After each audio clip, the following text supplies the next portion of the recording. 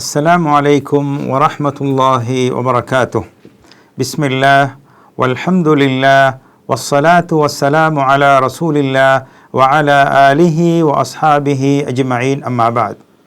அன்பார்ந்தவர்களே, கடந்த வகுப்பிலே நாம் இஸ்லாத்துடைய கடமைகளில் முதலாவது கடமையான சாட்சியம் கூறுதலை பற்றி பார்த்தோம். இன்ஷா அல்லாஹ் இன்றைய வகுப்பிலே மார்க்கத்திலே புதிதாக ஒன்றை உருவாக்குதல், அந்த பித்அத் பற்றி பார்ப்போம்.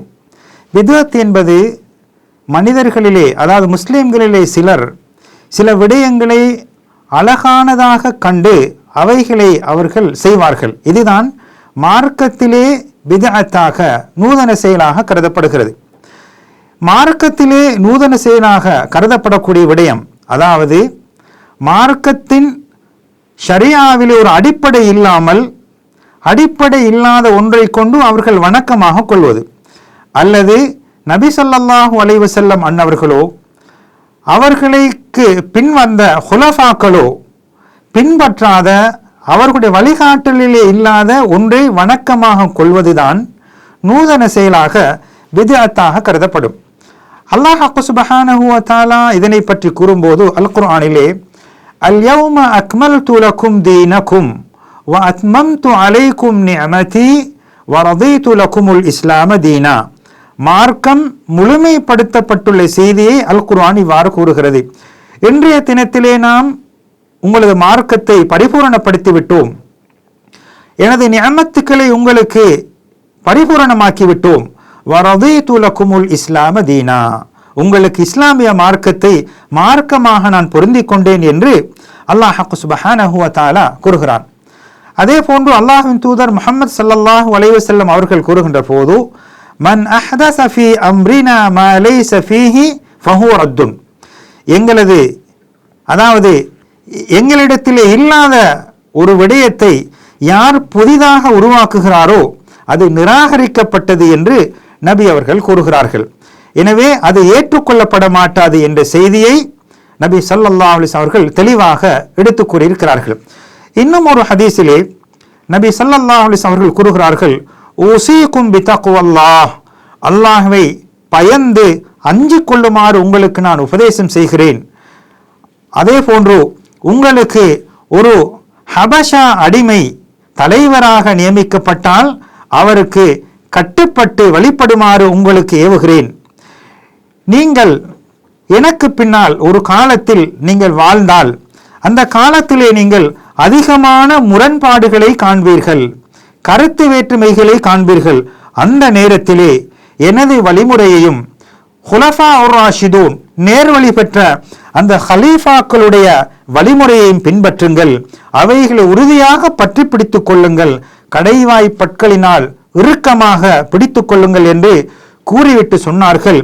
வஇய்யாக்கும் வமுஹ்தஸாத்தில் உமூர், உங்களுக்கு நான் மார்க்கத்திலே புதிய விடயங்களை பற்றி எச்சரிக்கை செய்கிறேன். ஒவ்வொரு புதிய செயல்களும், நூதன செயல்களும் பித்அத்தாக இருக்கிறது, ஒவ்வொரு பித்அத்துக்களும் வழிகேடாக இருக்கின்றது என்று நபி ஸல்லல்லாஹு அலைஹி வஸல்லம் அவர்கள் எச்சரிக்கை செய்தார்கள். இந்த மார்க்கத்தில் உள்ள பித்அத்துக்களை பொறுத்தவரையிலே அது பல வகையாக இருக்கிறது. அது எண்ணம் சார்ந்ததாக இருக்கலாம், அல்லது செயல் சார்ந்ததாக இருக்கலாம். எண்ணம் சார்ந்த பித்அத்துக்களை, நூதன செயல்களை பார்ப்போமானால், ஒருவர் அல்லாஹ்வுடைய திருநாமத்தை, அல்லாஹ்வுக்குரிய பண்பாடுகளை மறுப்பது, அல்லது நபிமார்களும் ரசூல்மார்களையும் தவிர்த்து மனிதர்களிலே யாராவது முன்பின் பாவங்கள் மன்னிக்கப்பட்டவர்கள், பரிசுத்தமானவர்கள், தவறுகளுக்கு உட்படாதவர்கள் என்று நினைப்பது. அதே போன்று மார்க்கத்திலே அல்லாஹ் ஒன்றை காரணமாக ஆக்காத ஒரு விடயத்தை கொண்டு இதனூடாக பரக்கத் கிடைக்கும், அல்லது தீங்கை போக்கும், பயன்பாட்டை தரும் என்று எண்ணுவது. அதே போன்று மார்க்கத்திலே அடிப்படை இல்லாத எந்த விடயமானாலும் அவைகளை உள்ளத்தினால் எண்ணுவது, இவைகள் மார்க்கத்திலே நூதன செயல்களாக கருதப்படும். அல்லாஹ்வுடைய திருநாமத்தை, பண்பாடுகளை மறுப்பது, உலகத்திலே நபிமார்களை தவிர்த்து மனிதர்கள் பாவங்களுக்கு அப்பாற்பட்டு பரிசுத்தமானவர்கள் என்று எண்ணுவது, அல்லாஹ் காட்டாத ஒரு விடயத்திலே பரக்கத் இருக்கிறது, தீங்கிலிருந்து பாதுகாப்பு கிடைக்கும், நன்மைகள் கிடைக்கும் என்று எண்ணுவது இது எண்ணம் சார்ந்த பிதஅத்தாக நூதன செயலாக இருக்கிறது.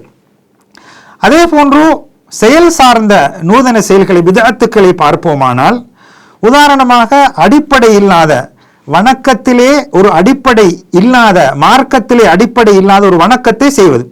உதாரணமாக இஸ்லாம் காட்டாத ஒரு தொழுகையை மார்க்கமாக தொழுகை நிறைவேற்றுவது, அல்லது நோன்பை மார்க்கம் என நபி அவர்கள் காட்டாத ஒன்றை நோன்பை நாம் அறிமுகம் செய்வது, அல்லது மார்க்கத்தில் இல்லாத பெருநாள்களை கொண்டாடுவது, இது போன்ற விடயங்கள் எல்லாம் இது செயல் சார்ந்த பிதஅத்துக்களாக இருக்கிறது. அதே போன்று மார்க்கம் காட்டாத வணக்கங்களில் ஒன்றை அதிகப்படுத்துவது. உதாரணமாக 4 ரக்காத் தொழுகைகளிலே 5 ரக்காத்தாக வணக்கம் என்றுதானே என்று அதிகப்படுத்துவது, இது ஒரு பிதஅத்தாக இருக்கிறது, நிராகரிக்கப்படக்கூடிய ஒரு செயல்.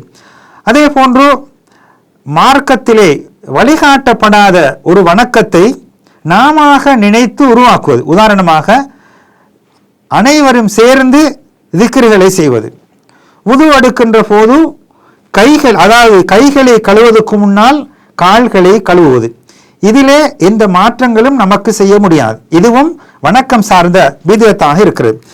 அதே போன்று வணக்கத்துக்கென இஸ்லாம் நேரங்களை குறிப்பிட்டுள்ளது. அந்த குறிப்பிட்ட நேரங்களை தவிர்த்து நாம ஒரு நேரத்தை உருவாக்கி கொள்வதும் பிதஅத்தாகத்தான் கருதப்படும். உதாரணமாக ஷாபானிலே அரைவாசி பகுதியை குறிப்பிட்ட ஒரு வணக்கத்துக்காக அல்லது குறிப்பிட்ட ஒரு செயலுக்காக நாம நேரம் குறிப்பிடுவது என்பது அது செயல் சார்ந்த பிதஅத்தாக இருக்கிறது. எனவே எண்ணம் சார்ந்த பிதஅத்துக்கள், செயல் சார்ந்த பிதஅத்துக்கள், இவைகள் ஒட்டுமொத்தமாக தவிர்க்கப்பட வேண்டும். இந்த நூதன செயல்கள் சமூகத்துக்கு மத்தியிலே வெளிப்படுவதற்கான காரணங்களை பார்ப்போமானால், முதலாவது மார்க்கம் சம்பந்தமான அறிவீனம், மார்க்கம் சம்பந்தமான தெளிவின்மை. இரண்டாவது மனோ இச்சைக்கு கட்டுப்படுவது. மூன்றாவது குர்ஆனையும் சுன்னாவையும் புறம் தள்ளி சில மனிதர்களுடைய கருத்துக்களுக்கு, அவர்களுடைய சிந்தனைகளுக்கு அடிமையாகி அதிலே பிடிவாதமாக இருப்பது. அடுத்ததாக இறை நிராகரிப்பாளர்களுக்கு, காஃபிர்களுக்கு ஒப்பாகுவது. காஃபிர்கள் குர்ஆன் ஹதீஸை மறுப்பார்கள், புறக்கணிப்பார்கள், அதே போன்ற ஒரு நிலைக்கு ஒப்பாகுவது. அதே போன்று இன்னும் ஒரு விடயம்தான் மார்க்கத்திலே உள்ள, அதாவது லைஃபான ஹதீஸ்களை, தரம் குறைந்த ஹதீஸ்களை அதிலே உறுதி கொண்டு அவைகளை பின்பற்ற நினைப்பது. அதனை விட இன்னும் ஒரு முக்கியமான விடயம்தான் அல் குலுவ், எல்லை மீறுவது. அதாவது இஸ்லாம் ஒரு வரைமுறையை வைத்திருக்கிறது. புகழ வேண்டும் என்றால் அதற்கென ஒரு வரைமுறை, இகழ வேண்டும் என்றாலும் அதற்கென ஒரு வரைமுறை. இந்த வரைமுறைகளிலே எல்லை மீறுவதும் ஒரு பாவமாக இருக்கிறது. எல்லை மீறுவது இந்த நூதன செயல்கள் செய்வதற்கு ஒரு காரணமாக இருக்கிறது. எனவே இந்த பிதஅத்துக்கள் ஏற்படுவதற்கு மார்க்கத்தில் அறிவீனம், மனோ இச்சைக்கு கட்டுப்படுவது, மனிதர்களுடைய சொந்த கருத்துக்களுக்கு அடிமையாகி அதிலே பிடிவாதமாக இருப்பது, இறை நிராகரிப்பாளர்களுக்கு ஒப்பாகுவது, லைஃபான பலவீனமான ஹதீஸ்களை நம்பி அதிலே அமல் செய்வதற்கு முற்படுவது, அடுத்ததாக புகழ்வதிலும் இகழ்வதிலும் எல்லை மீறுவது. எனவே அல்லாஹ்வின் தூதர் முஹம்மது ஸல்லல்லாஹு அலைஹி வஸல்லம் அன்னவர்கள் எவ்வாறு வழிகாட்டியிருக்கிறார்களோ அந்த சுன்னாவை பின்பற்றி பிதஅத்துக்களை விட்டும் ஒட்டுமொத்தமாக தவிர்ந்து நடக்கக்கூடிய நன்மக்களாக நம் அனைவர்களையும் அல்லாஹ் ஆக்கியருள் புரிவானாக. வஸ்ஸலாமு அலைக்கும் வரஹ்மத்துல்லாஹி வபரகாத்துஹு.